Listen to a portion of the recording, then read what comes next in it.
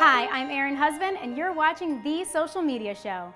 Today we're going to be talking to Cliff Campo of Evolutionize about the ABCs of using social media for investment advisors. It's a wonderful opportunity to showcase investor-oriented content, and as importantly, our websites can benefit from massive increases in traffic and web visibility gains as a result of an effective and integrated social media networking program.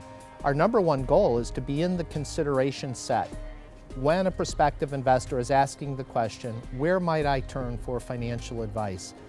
And this is usually followed by what we call a generic search. So an individual sitting down at their computer, going to Google and typing in a term, financial advisor or wealth manager.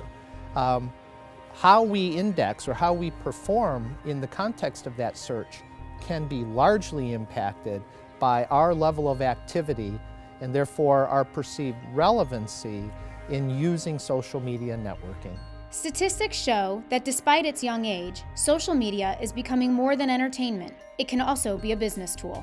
Without question, this is the most efficient, most effective practice development tool available to a financial advisor today. Social media and blogging activity comprise 17% of all time on the internet.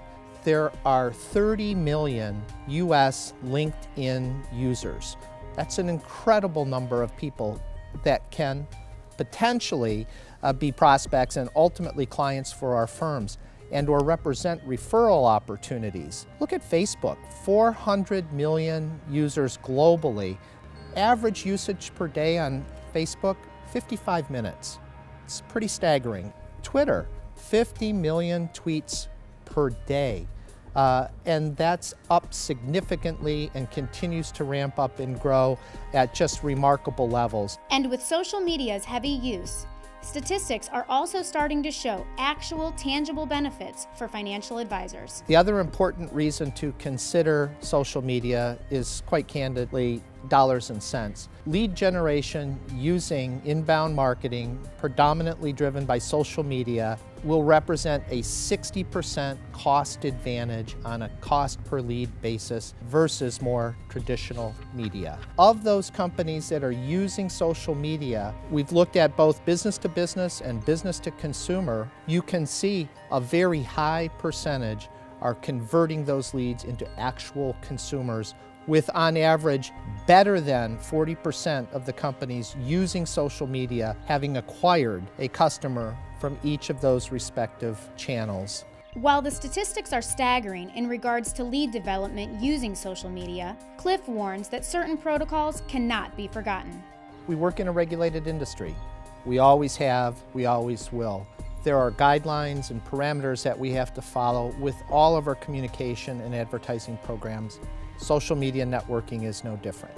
Let's take a look at some basics that we need to all keep in mind as we start down this path. One, all communication on social networks and blog sites should be treated the same as personal or written communications. So email messages sent to 25 or more prospects, considered sales literature.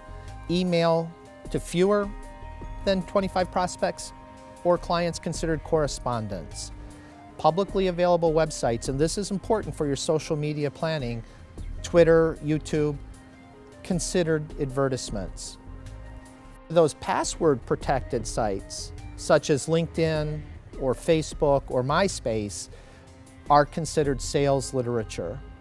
In any chat room discussion, for lack of a better term, or posts on LinkedIn, Facebook, are to be considered public appearances. So there are three key factors that really need to be considered in developing a compliant social media marketing program.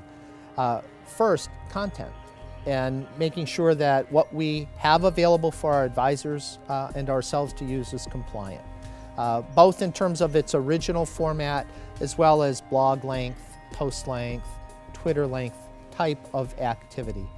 The second thing that we want to make sure of is that we're archiving all of those posts, tweets, all of the activity initiated by our advisors, whether from home or the office. If it deals with our firm, We want to make sure that we're archiving and retaining that in a tamper-proof format, time and date stamped in a searchable database for a period of 3 to 5 years. And that brings us to the third and as important component of a base program, and that's the ability to monitor activity of our advisors from time to time on a periodic scan, check, post-review basis. And so capturing that in a searchable database and allowing us a window into the firm's usage of the social media networks is important. It's a tough market today. It's a market marked by a lot of change.